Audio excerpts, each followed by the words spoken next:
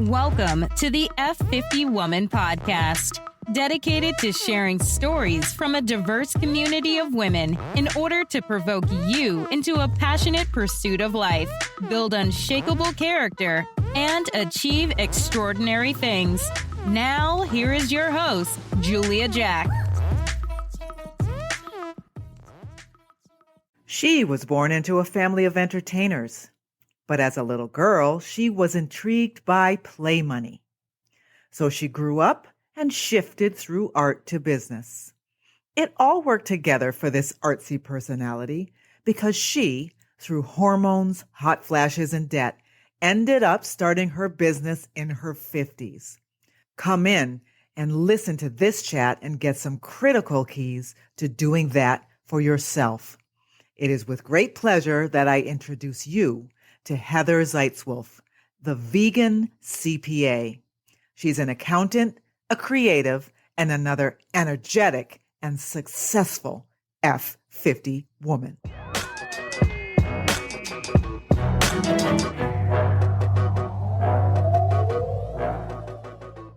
Hey, F50 women. Thank you so much for joining us today. Today we are with Heather Zeitzwolfe. Yes.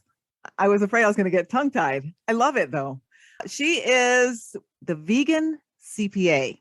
So she's going to tell you more about that when she talks. She's a CPA. She's a profit advisor. She's a money coach, and she helps women achieve their financial goals in their business and personal life at any age. There is no limit to achieving that. And I can't wait for her to help us with that, especially me. So thank you so much, Heather, for joining us. Thank you. This is very exciting to be on this show today. Thank you so much. Yes. So let's just get started. Let's talk about who you were as a younger woman. What were you like? What did you want to be? Tell us how this all started. Well, I grew up in a very theatrical kind of home. We weren't necessarily putting on plays, but I had a lot of costumes in the house. And it was just, to me, costumes were a normal thing and sort of putting on a show or whatever. So I always thought that I was going to be an entertainer. And then I got very interested in fashion in my teen years, and I ended up going to fashion design school, and then found out it wasn't about the art. I thought it was going to be about art. Instead, It was all about business. And that kind of led me down this interest of business, like running a business. And I ended up going to business school, studying advertising and working in market research, and worked in that for many years. And then I was laid off during when a lot of people were laid off in, this was probably around 2009 2009. Yes. Yeah. 2009. And I was at this crossroads. My father was very old and he was in hospice, and I was taking care of him and trying to figure out what's going to be the next, my next act of my life. Yeah. And at the time I was in my 40s, I thought about going to law school, was studying for the LSAT, and thought, do I really want to be riddled with all these student loans at that age? And I'm like, no. And then I thought about studying public administration. And then I went back to my school, which was Portland State, where I had a business degree already, and talked to them. And they're like, well, you could just go back for like a little over a year and get another degree in accounting if you're interested. And I loved my accounting classes. And I was like, I think that's really what I want to do. And I could see the vision of me like working on a tax return, because I love, this sounds really geeky, but I love forms. Yes. I love get spreadsheets. I love all that kind of stuff. And I've always loved numbers. So that led me to that path. And so I studied that, and now I'm in my 50s. So I guess that's sort of that in a nutshell. Okay. Yeah. Yeah. So tell us about you now, because you love the spreadsheets. You're a CPA. Tell us, what do you do now and how do you help people? Yeah. So I'll tell you a little bit more of a backstory of kind of how I came to accounting and loved accounting. Yeah. So as a child, I loved counting money. I had piggy banks and I had play cash registers. I was always intrigued by all that. Yeah. And then I, went to college, had credit cards. I got into some credit card debt issues. Yes. And, we're not taught about credit card debt and student loans and all that sort of thing when we're young, until it's like almost too late. And you're now owing all this Buried. debt. Yes. Yeah. And it was a tough lesson. I ended up, while I was working, having to go back and use some of my retirement fund to live because I was in that desperate situation, which is a terrible situation. And I know a lot of people get into that because they have to pay off their debt. So Yes. I come from a place of understanding, like I love money and playing around with the whole idea of money, but I've lived through this horrible debt situation. And so I can be empathetic with people about that. So when I decided to study accounting, it was also coming from this, like I had taken finance classes when I got my first business degree and accounting classes, and I loved those classes. In fact, my professor said, "Why aren't you studying finance? That seems like more of what you're into." But anyway, so then years later I did. So I come from this empathetic mindset there where I want to help people. And I'm fascinated by business. I think it's super interesting.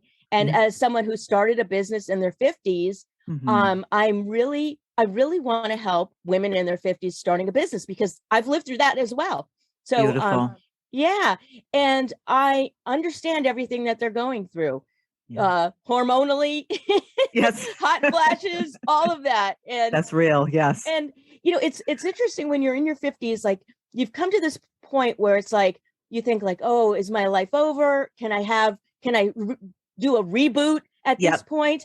And also what kind of happens is when you're older, all those fears that you had when you were younger, like, oh, I want to be an entrepreneur. I can't do that. Who's going to buy for me? Who's going to this and that? All these doubts that you have when you get in your 50s, because you've lived through so much, you're kind of like, well, if it doesn't work out, who cares? Like, I'll just try it. Like, like what could happen? I, have to go back and find a job. What worse could happen? Yes. Yeah. Yes. So now I find myself, I do work with people that are millennials and, Gen Zs. And so it's not just, I don't specifically just work with older women, but, and I shouldn't say older women in a certain age, let's just say. But how do you say that? I don't know. I haven't figured out the beautiful, sexy word for that yet. Yeah. But so I do help with tax. I do tax preparation, tax planning, bookkeeping. I offer I do group programs around money. I do group programs around tax and running a business. And so I try to do like all the touch points throughout the year, because when I was working for other people, I was doing tax preparation, but it wasn't like I was with the client all year long. It was more like they just brought in their stuff at tax time, and then we put it into we made anyways. I don't want to get too technical. I was about to get technical. So we did all the things. We will contact you directly for that. Yes. Yeah. So we'd get everything all prepared and stuff, and then they would go on their way, and then we wouldn't see them for another year. So I really want to be work with less clients and have more touch points with the clients. Oh, that's beautiful, because you can help with all the spaces in between. Exactly. Help them to understand and to grow and to, Exactly. Because if you just the touch point is just at tax time, then it's all reactive. At that point, it's just too late. You can't plan. And so I want to be able to help my clients, throughout the year and make good decisions before the year is over, so that they can, reduce their tax burden and all of that. So important, knowing how to prepare. That's beautiful. I love it. So tell me, you started a business after 50, and I'm so interested to hear if there's an answer to it. What's the key, or what was the hardest thing about doing it? Or for those women who are thinking, I want to start a business now, what should we look for or look out for? Well, there's a lot of things. So, I said at 50, you're kind of like, you feel more fearless, but at the same time, there's still fear. Like, you don't want to screw up. You don't want to, especially in my situation where it's like, I'm working with someone's finances, like you don't want to screw up. Like that's like, there's no room to screw up. Yeah. But, I would say one of the toughest things was, trying to figure out who I wanted to work with. When you start a business, you're like, okay, now I need to find clients. Like, so clients come to you and you're like, okay, well, that's not really what I want to be doing, but I'll take it anyways because it's money coming in the door. Right. And so that's a difficult thing when you first start off, like figuring out who you want to work with. If you have some money set aside when you start a business so that you have some wiggle room to just kind of find where you want to be. That's the best thing. You want to really plan it out and figure out who you want to work with. That took me a while. That was sort of like my first year in business, was kind of figuring things out. And then, you see other people doing things and you're thinking, oh, well, I need to do that. Yes. Well, and you don't really, you shouldn't compare yourself to other people because they're not on the same path as you. But, right. I watched a lot of webinars, I took lots of classes, and then, so I would go down these rabbit holes of like, oh, I should be doing this because the social media people tell me this. And then I should be doing this because I heard this on a podcast. And you really need to kind of shut off that noise and just figure out what you want to do and follow your heart. Yes. Follow your heart, follow your purpose. Everyone has a different sort of angle or niche that's really, really great advice, to just block it all out and do you. And I love that you shared at 50, you do some of that younger hesitation, fear, noise peels away, but there's still noise. Yes. And even that's why I started this. You get to 50 and you see the other ladies who are about your age and they're sort of all set with certain things. I'm good with that. I feel good about myself. But you also see that, but you're not done because there's still some mesh or garbage or stuff you need to work through, especially if you want to get to bigger and higher levels than what you've ever lived before. Exactly. Another thing that I learned was, I don't know if you're going to do a visual, but I have pink hair and I'm not your average looking accountant. And when I started my business, I wanted people to take me seriously. I'm a total goofball, but I'm very serious when it comes to my work. Right. And I wanted to portray, someone that knew what they were doing. So I'd meet with clients and I'd have suits on and, I call them costumes because that's not really my thing. Right. But, so I was kind of playing this role that I felt like I needed to do. And it wasn't until I just became more authentically me that I really started working with the clients that really meshed with me. And that's another thing I would just say, be authentic with who you are and let that come to the surface. Because if you're doing a service that somebody else can get somewhere else, I mean, somebody could, go to another accountant, but what could set us apart if we have the same skill base is how we're different, how we approach things differently. Like I was a project manager, so I come to looking at their business from that perspective. So, who you are is what makes you different is really the key selling thing, I think. Yeah, absolutely. Yes. And if you don't show up authentically, I feel, at least from my experience, people can sense it and they can tell that something is not being put on the table. So like you said, maybe I can go over there. That guy over there can give me the same thing. Very good advice. So you talked about I think you talked about your parents. There's that point in time that we went over kind of quick, but what was that thing that shifted you into what you're doing and who you are right now? Yeah. So it was a interesting time. My dad was 90 years old and I was helping him out. And I was trying to, it's very, I don't know, when you're dealing with someone who's dying, you sort of start to look back at your own life and think like, what am I doing? Like, maybe I need to change things up. And, I had been working in market research. I loved that, but it was like, do I really want to do that for the rest of my life? And here I'm given this opportunity to completely change. And so I decided, that's why I was like, should I go to law school? Should I do this or that? It was like, this is my opportunity to redo my whole life. But I also was thinking like, okay, I am getting older. What is a career that I could do that, if I become decrepit like my father, like what could I do when I was older? And, we live in a society that people are going to be working well into their 70s, and maybe their 80s, who knows, depending on how much money you have set aside. But so I wanted something that was going to be long term. So certainly accounting, you could do sitting. So that that was a good option. And there were jobs available and it was something I was interested in. But just kind of looking and reflecting back on my life and thinking like, okay, what is it that I want to do for the rest of my life? And I mean, maybe, I'm also a podcaster. So if the podcasting thing works out, maybe I'll do that later on. And that's another thing you could do sitting. That's another you can do that sitting. Yeah. You could do that from anywhere. Did you have anyone who inspired you? Did you have a mentor? Tell us about the people who helped you along the way, or the person who might have changed everything in that moment or on the other sides of that moment.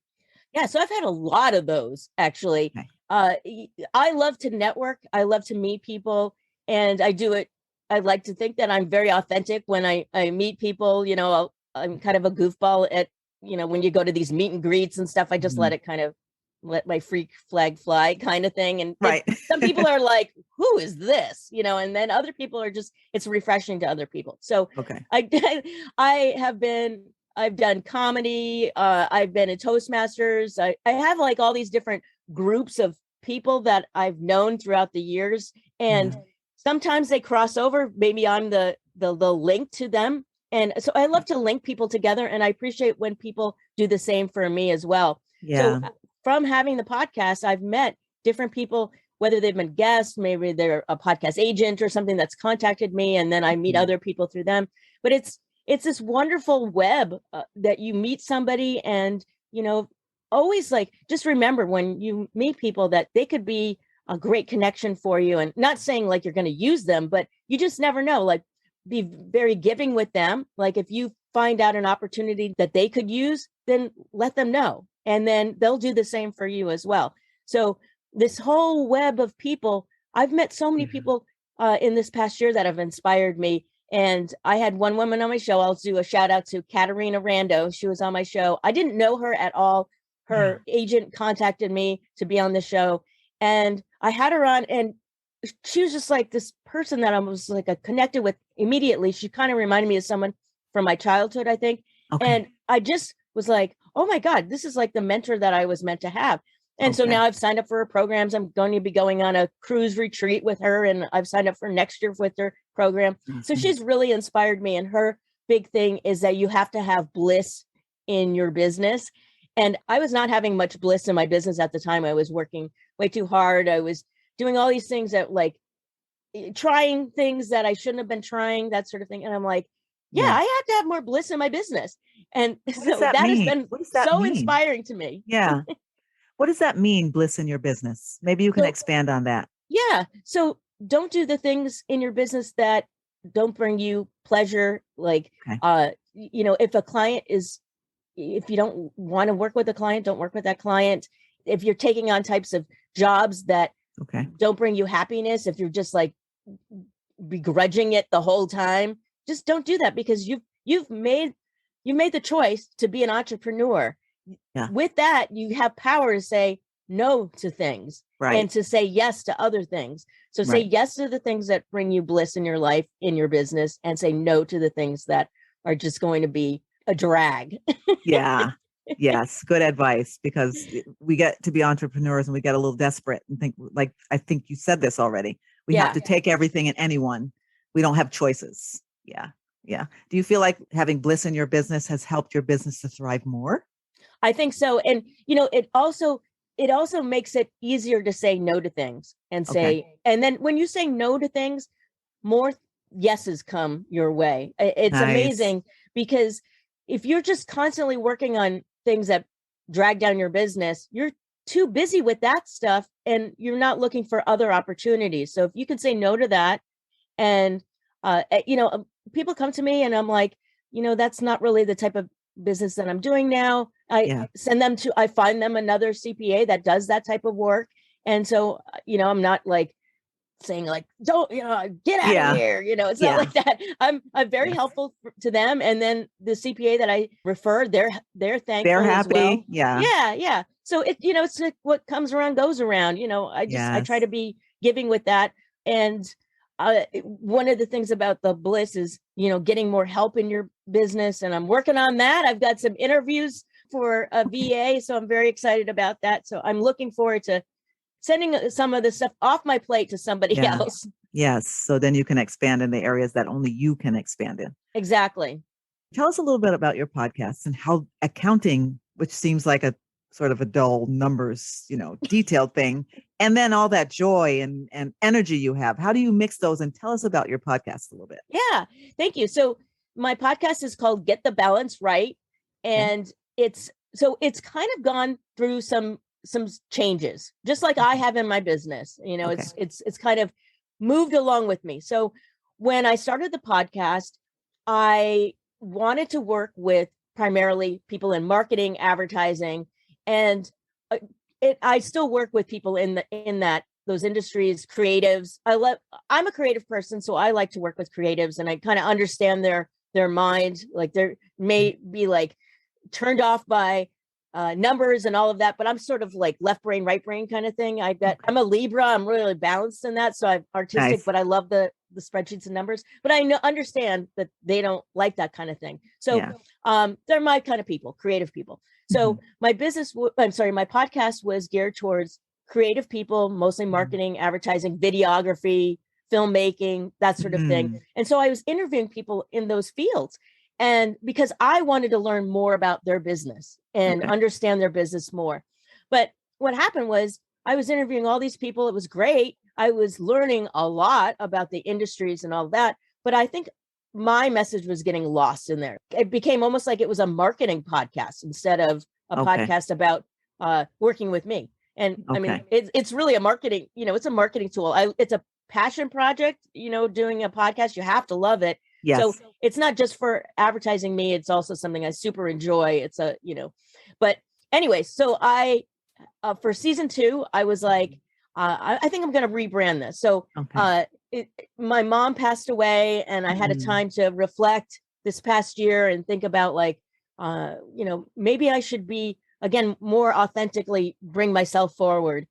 So I did some rebranding and decided that I really want to focus on working with women. And I just feel like that's like my sweet spot. I work with men, and some of my best clients are men. So I work with both, but I decided that I really wanted the podcast to be geared towards women, mainly midlife women that are maybe first-time entrepreneurs or just new to entrepreneurship, that there's so much fear around money. And I wanted to sort of talk about that and make a safe space where no shame. We're going to talk about this kind of stuff that maybe you might be afraid of. A lot of people are just afraid of like taking risks in their business. And oftentimes it's financial risk in their business. So I wanted to kind of demystify a lot of these things. So I rebranded, and I decided that in podcasting, there's a lot of male voices in podcasting, and I really wanted to elevate a woman's voice. So I decided this year I'm only going to interview women. And it was also important to me that I interview people from different cultures, different ethnic backgrounds, that sort of thing, to really have a nice, well-rounded voice of women. So I think I've done that so far this year. And I've talked to some financial experts, some other business experts, and I'm also focusing on myself as well, because people were saying, like, why don't you do a solo episode? So I've done some of those as well. So people can hear more of my opinions on things. So learning all that you've learned, having pivoted your podcast, having helped a lot of people get comfortable with finances, especially women of our age, which maybe I'll get a little advice from you on that in a little bit. But I'm curious right now, if you met your younger self, knowing all you know now, what's the one piece of advice you would give her? Oh, okay.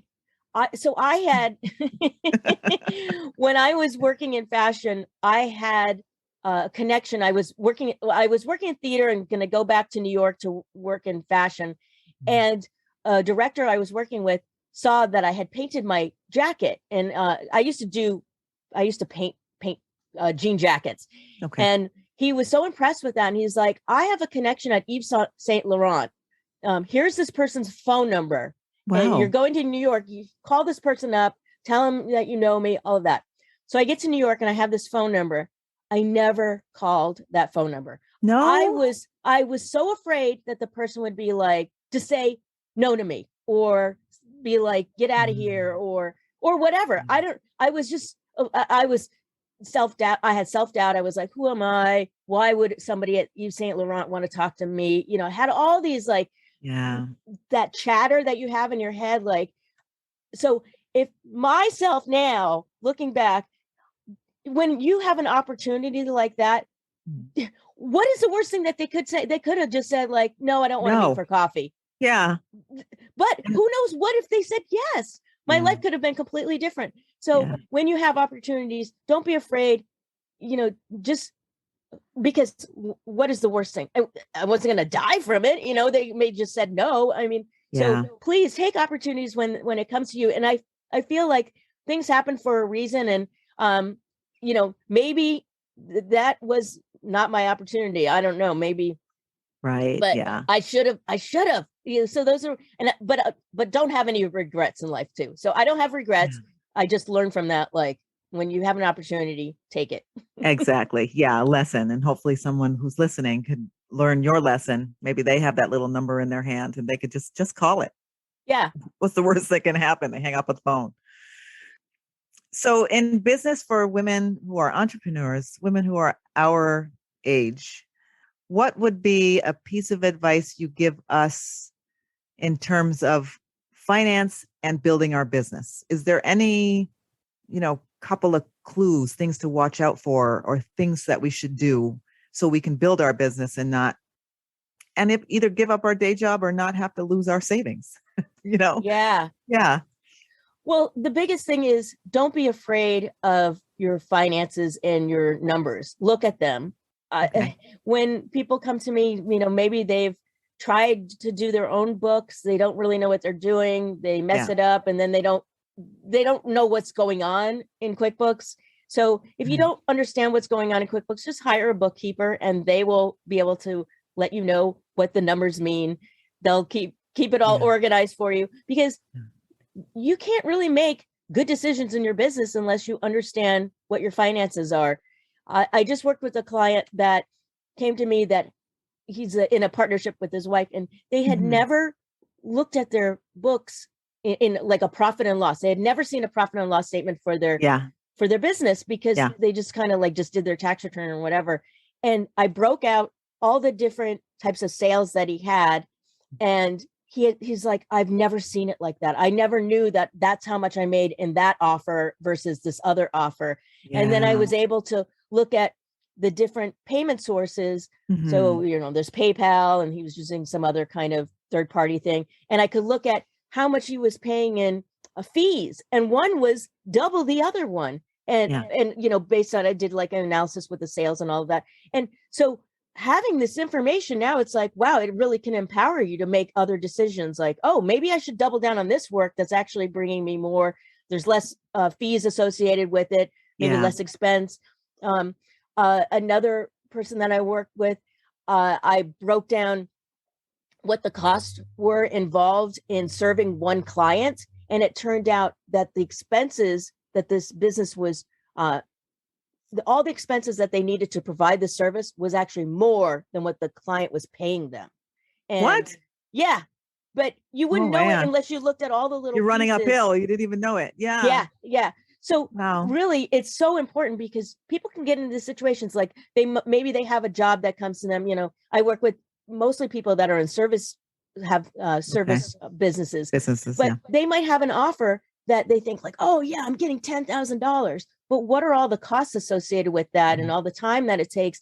And unless you're kind of breaking it down and looking at it, you'll never know that maybe that, because it's a big number, it may sound like it's really great, but maybe that really doesn't bring in the same amount of money as maybe something that was like a $200 thing that you sell over and over again. So it's so important, and everything affects finance. So really just don't be afraid. Take a look at it, work with somebody that knows what they're doing, and they can help you and guide you through the whole process of what the numbers mean. Yeah. And do you find a lot of the people you meet and clients of yours go into their business just closing their eyes? Like, I pray that I can run through this. I can run through my bank account without having to look at actually what's happening. Yeah. Is that pretty normal or standard? Unfortunately, it is when, so I work with a lot of solopreneurs. So if it was like a big business, I don't think that they would be running it like that, because they wouldn't be running their business for very long. But a lot of the people, when they come to me, they may be new to business, or they've had their business for a few years, and they have been sort of with the blinders or the exactly. Yeah. And paying taxes, that's something we all have to do. Yes. And that's another thing. They put the blinders on. They have no idea how much they're going to owe in tax. They're No, not it's even sending in scary. Yeah. quarterlies. And then they're just terrified. Yeah. And, and because people are so terrified, they don't even want to do their tax No. return because they're so terrified. Yes. So yeah. So I have, I like to have this like shame-free approach where it's like, it's okay. I'll get through it. It's all right. I'll figure it out. Just give me all the stuff that I need to piece it together, and we'll get through this. Yeah. So, work with somebody that is, empathetic about that, if that's the case, Right. and get through it. And once you get everything organized, then it can just sort of run along great. Yeah. You just get your bank statements on time and you put all the numbers in, and then you'll know what's going on in your business. So it's super, super important. Yeah. Then you just don't have to have the anxiety and worry and fear of what's coming. Yeah. Exactly. Very important. If you are enjoying the F50 Woman podcast, don't forget to share your positive comments and ratings and share us on all your favorite social media channels. F50 Woman is a movement created for women, spread by women. Thank you for your support. Now back to the show and your host, Julia Jack. So tell us what's next for you. What's on tap? What's coming in the future, near or further future? Tell us about that. Yeah. So the podcast, I've got some really exciting people that are booked to come onto the podcast. So it's Get the Balance Right. And you can find it at any podcast player. And in my business, I'm starting to offer more group coaching. So I'm super excited about that. I've got one that's coming up in January that's about for people that maybe can't afford a CPA to do their taxes, or maybe they've never gotten their business ready for taxes and they don't know what they have to give a CPA. So it's a group program to get women and other, it can be men too, but it's really geared for women, entrepreneurs, to help them get their business sort of organized for tax time. So I've got 3 groups there. And then I'm going to have other groups in the future that'll be supportive, putting together a roadmap for their business so that they actually have the right goals in place so that they get the revenue that they really want in their business. Because a lot of people just kind of run their business sort of by the seat of their pants. Seat of their pants. Yeah. Yes. So those are some things I've got in the works. Oh, that's great. And now are these workshops, trainings, group coaching, is that going to be online? Can anyone nationally, internationally get involved? Or is it a hybrid where some are going to be in person, some are going to be online? Tell us how we can get involved with that. Yeah, so the group programs are all online, and they are designed to be anybody, I would say probably in the United States, because we are going to talk about things that are tax law that is only for America. But when I have other group programs that are more about running the business, then anybody could. Anyone. I mean, because it's business is business, pounds, No dollars, where. right? There's just switch it around. Yes. But and then as far as taxation goes, when I do tax preparation for people, it depends on what state that they're in, because I do everything now through Zoom. But I only work with people where I feel comfortable with the tax law in that state. Gotcha. And I'll send people other places if it's like, if I don't, because it's a liability for me that, if I don't understand it. And also I want the person to have, the best experience and with working with somebody. And if I don't know something, I'm going to be upfront about it and be like, this other person could probably help you better. That's more their sweet spot. So. Right. Yes. Nice. Oh yeah. Thank you for the referrals too. I think that's great. You give some, you get some. I think that's beautiful. So tell us a little bit advice from your playbook. What is one book that you would advise all women to read? That's a good question. A book. Okay. Well, one of my favorite books, I've read a lot of business books. Okay. And The Pumpkin Plan by Mike Michalowicz, I think that's a really good book. Okay. It sounds weird, pumpkin plan. Yes, it does. Interesting though. Yeah. But the idea is that you run your business. I'm going to butcher it, so I probably shouldn't even talk about it. But it's running your business like you're growing one giant delicious pumpkin, and so you have to cut away the weeds. This is like the analysis of it. I mean the not analogy. Analogy. Yeah. The analogy of it. But that would probably be one of the best books, I think, when you're starting a business, of how you should. because a lot of it goes into having informational interviews with people that are in the industry that you want to be in. And I think that's super helpful, because when you interview somebody that would be maybe your ideal client, that you think would be your ideal client, and you ask them what are the problems that they need to have solved, they'll tell it to you in a way that you could utilize those words in your social media, in your advertising, because they're speaking the language that that, like, for me, like, I guess you call it like layman's terms. Like I don't want to talk like accountant speak when I'm doing social media. And so hearing it from the people that are my target audience, the words that they would use would be the best ones. So that's like one little piece of advice that comes from that book, but there's a lot more to it. Okay. I like that. I'd like to explore that idea of informational interviews. Yeah. And people are willing to do it. You know, I use Acuity for my scheduling, for my, you know, if you want to book a discovery call with me, but I also have a meeting in there that is for a virtual cup of coffee. And people, you know, if you just say, hey, would you like to have a virtual cup of coffee with me, and just sit down for a half an hour, and people are very willing to do something like that. So, you know, find somebody on LinkedIn that does something that maybe you're interested in, and connect with them. And as long as you're giving, you know, as long as you're like, hey, you know, I think you might like this article, or hey, this other person does what you are doing, and maybe you guys can collaborate, or, you know, it's you have to, there's a give and take, you know, to that. Again, that's the give and take, take and give kind of situation. Yeah, that works out, because everybody's looking to grow their thing, and they're willing to help you as well. So that's great advice. So what do you do outside of podcasting, outside of accounting? What do you do when you're not doing this? Or is this you everywhere you go? Well, I'm a longtime dedicated vegan, and you mentioned the vegan CPA. So I do work with vegans. I give a vegan discount.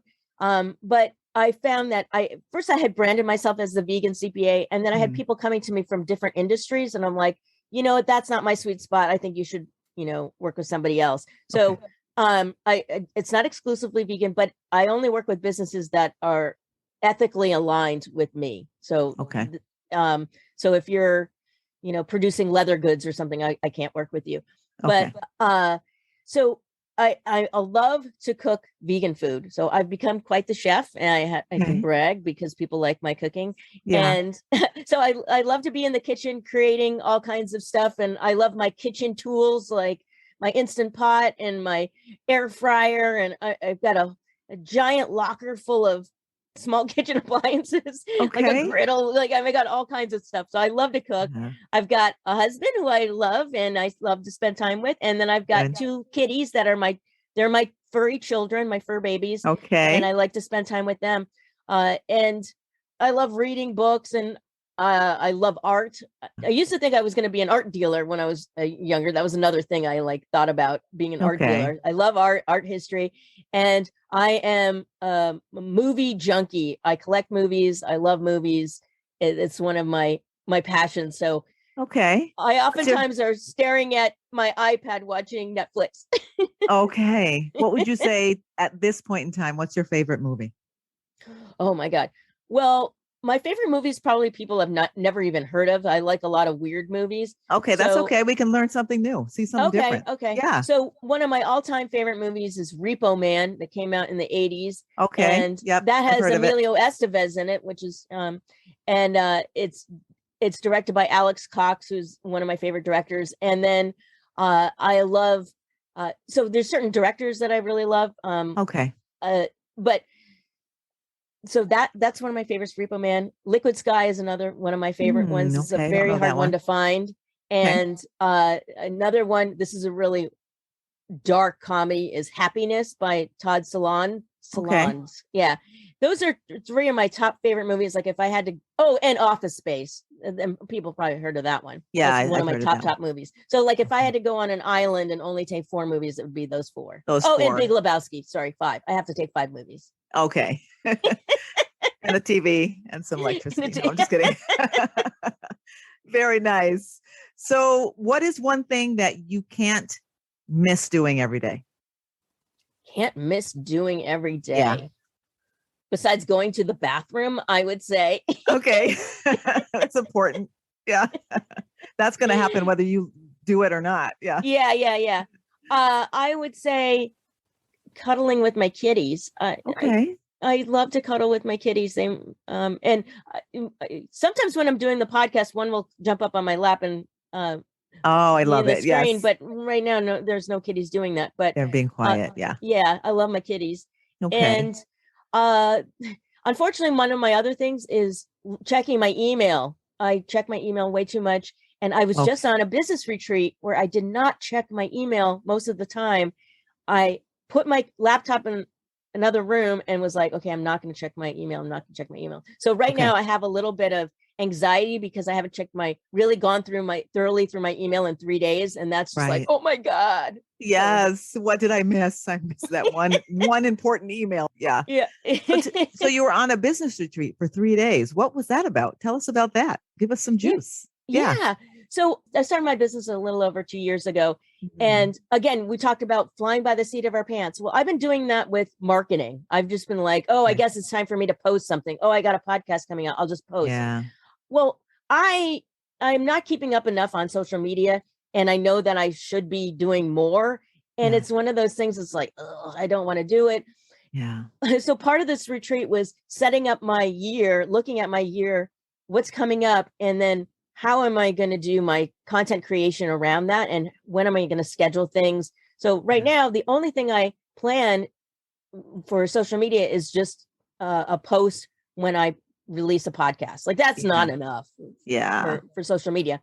Yeah. And so kind of planning out my year to think, okay, like I've got all these ideas. Like I want to do so many things in my business. Yeah. And instead of getting shiny object about and being like, oh yeah, I should do this. Like look at my year and be like, wait a minute, this actually would be better in March, than January. Like, and being more proactive about my social media and also be more strategic about it. I don't have any strategy when it comes to social media and I really should. Okay. So the retreat was really getting myself focused on that. Okay. And are you going to have someone help you with that? Because, social media can be a full-time job, posting and interacting with people. Are you going to do that yourself?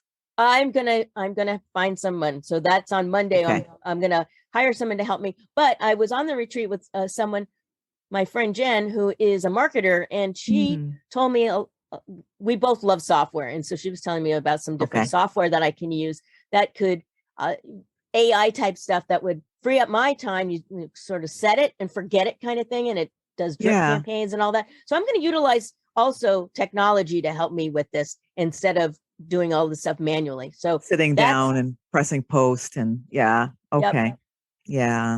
that's important for all those solopreneurs who are trying to come out because, social media is a way to get yourself out there and connect with people nowadays. So very good. Go ahead.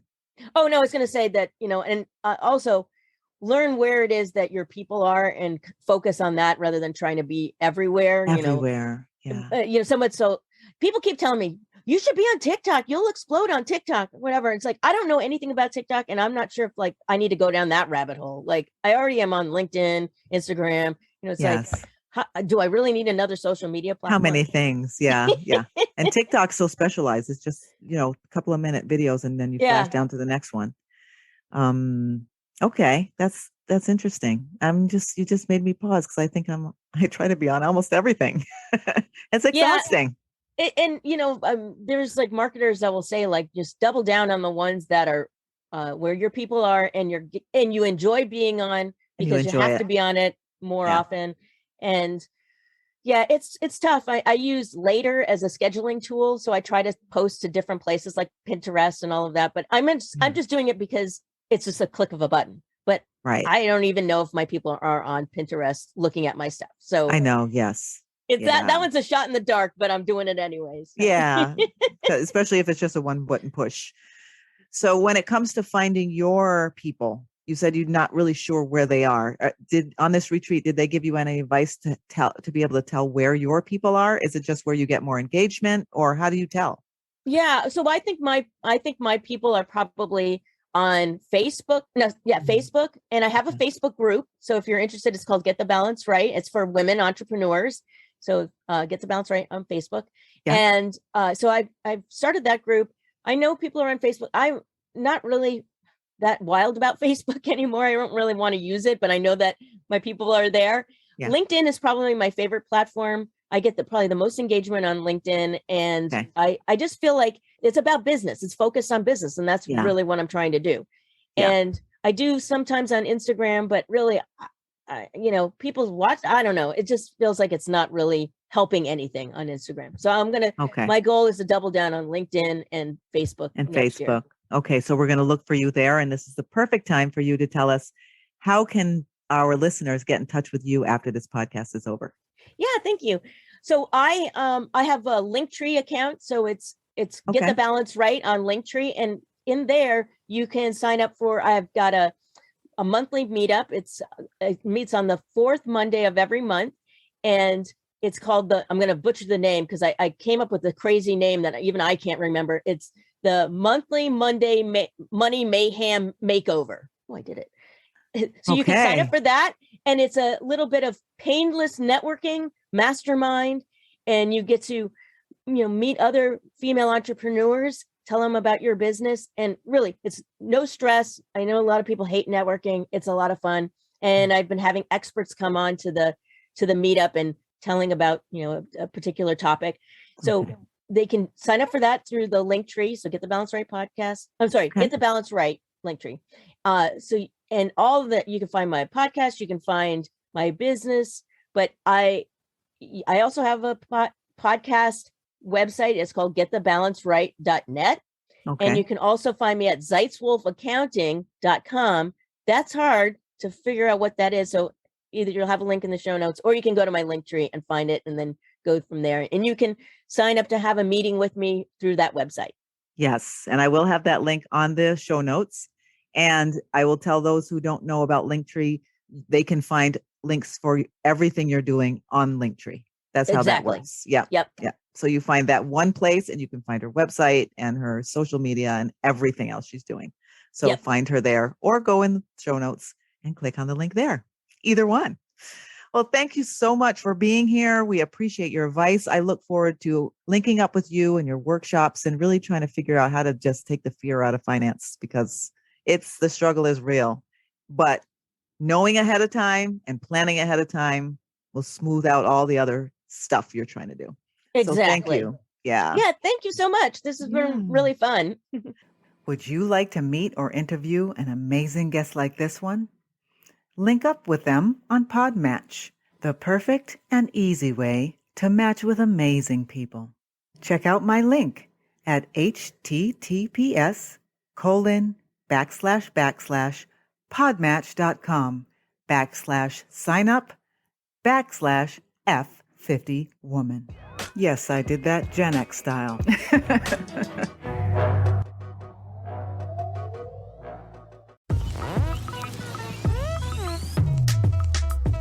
You've been listening to the F50 Woman podcast. Join the F50 Woman movement and this diverse group of voices to help change the world one woman at a time. Why should you join at your age? Because we're not done yet.